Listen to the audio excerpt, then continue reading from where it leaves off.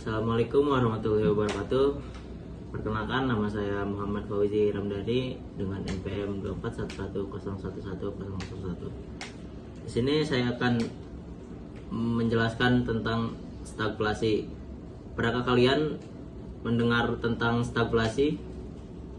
Sebuah kombinasi menakutkan yang jarang terjadi dalam ilmu ekonomi.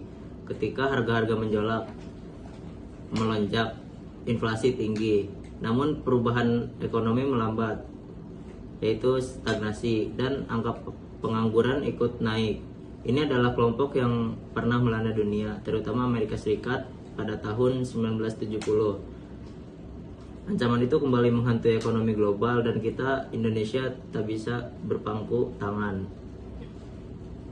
Selama beberapa menit ke depan, kita akan membedah secara mendalam risiko stagflasi yang mengintai.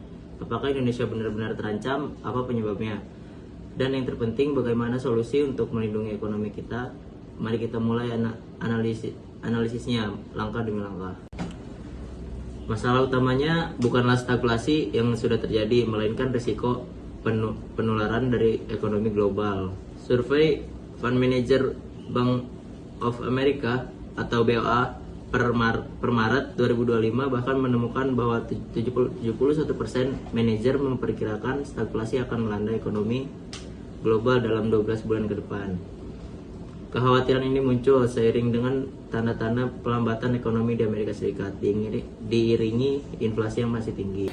Nah, dengan kondisi ini, siapa yang paling terancam? Yang pertama ada masyarakat berpenghasilan tetap atau rendah, daya beli tergerus, dan kenaikan harga inflasi sementara pendapatan tetap. Yang kedua, industri atau bisnis, tertekan oleh biaya produksi yang naik tajam akibat guncangan pasokan global dan permintaan yang melemah karena ekonomi melambat. Yang ketiga ada investor, pasar modal, obligasi, dan nilai tukar rupiah dan yang rentan. Isu kunci stagflasi di Indonesia diantaranya yang pertama ada guncangan sisi penawaran atau supply shock. Kenaikan harga komoditas global terutama energi dan pangan akan menaikkan biaya produksi dan memicu inflasi dari sisi biaya. Yang kedua ada tight monetary policy global. Kenaikan suku bunga agresif oleh the Fed atau Bank Sentral Amerika Serikat untuk menekan inflasi Amerika Serikat dapat memicu capital outflow dan menekan rupiah, seperti yang pernah kita lihat di tengah kekhawatiran stagflasi Amerika Serikat pada Mei 2025. Nah, di sini ada tujuan utama stagflasi. Yang pertama ada menganalisis seberapa besar risiko global ini mempengaruhi stabilitas makroekonomi Indonesia. Yang kedua, menyajikan data dan kajian faktual. Yang ketiga, memberikan rekomendasi kebijakan dan langkah praktis yang bisa diambil oleh pemerintah, Bank Indonesia, dan kita sebagai masyarakat. Nah, selanjutnya ada kondisi makroekonomi Indonesia pada tahun 2024 jauh dari stagflasi. Menurut data dari Kementerian Koordinator Bidang Perekonomian, yaitu inflasi berhasil dijaga rendah di angka 1,57%, jauh di bawah target, dan jauh lebih rendah dibandingkan Amerika Serikat yang hanya 2,90% atau negara lainnya. Yang kedua ada pertumbuhan ekonomi solid di angka 4,95%, lebih tinggi dari banyak negara maju. Selanjutnya ada data pemicu kenaikan inflasi. Yang pertama ada harga komoditas, yaitu kenaikan harga komoditas global terutama minyak adalah penyebab klasik stagflasi atau supply shock. Ini pernah memicu stagflasi Amerika Serikat pada tahun 1970-an, dan kenaikan harga energi hari ini adalah risiko utama.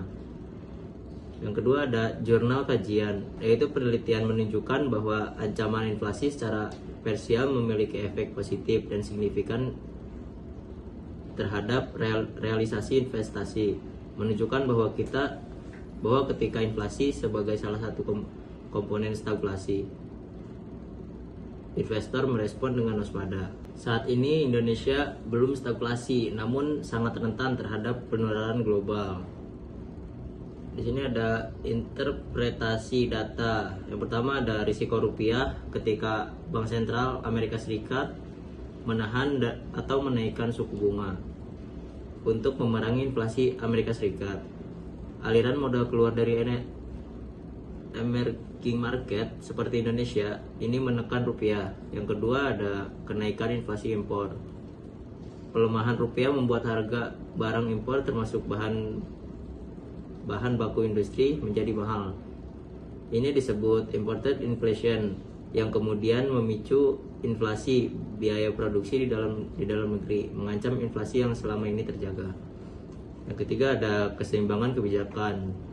Bank Indonesia atau BI dihadapkan pada dilema stagflasi. Yang pertama, jika suku bunga dinaikkan untuk menahan rupiah dan inflasi, ini beresiko menghambat pertumbuhan ekonomi. Yang kedua, jika suku bunga ditahan, rupiah akan semakin tertekan, membuat inflasi melonjak. Kondisi ini memaksa Bank Indonesia dan pemerintah untuk bekerja ekstra keras. Mereka harus mampu mengendalikan inflasi melalui jalur non-moneter, misalnya menjaga pasokan pangan, agar BI tidak perlu menaikkan suku bunga dan secara drastis, yang bisa mendinginkan laju pertumbuhan ekonomi yang sudah solid. Nah, di sini ada solusinya dari pemerintah dan Bank Indonesia. Yang pertama, penguatan sisi penawaran atau fiskal, yaitu reformasi struktural, merampingkan birokrasi dan memberikan insentif pajak untuk industri domestik agar dapat meningkatkan produksi. Tujuannya adalah menekan biaya produksi dan meningkatkan supply. Selanjutnya, pengendalian pangan, mengaktifkan tim pengendalian inflasi daerah dan satgas pangan untuk menjaga ketersediaan pasokan komoditas, melakukan kerjasama antar daerah dan menghambat energi. Selanjutnya ada fokus subsidi, memastikan subsidi energi dan pangan tepat sasaran kepada masyarakat miskin untuk menjaga daya beli. Yang kedua ada stabilitas moneter.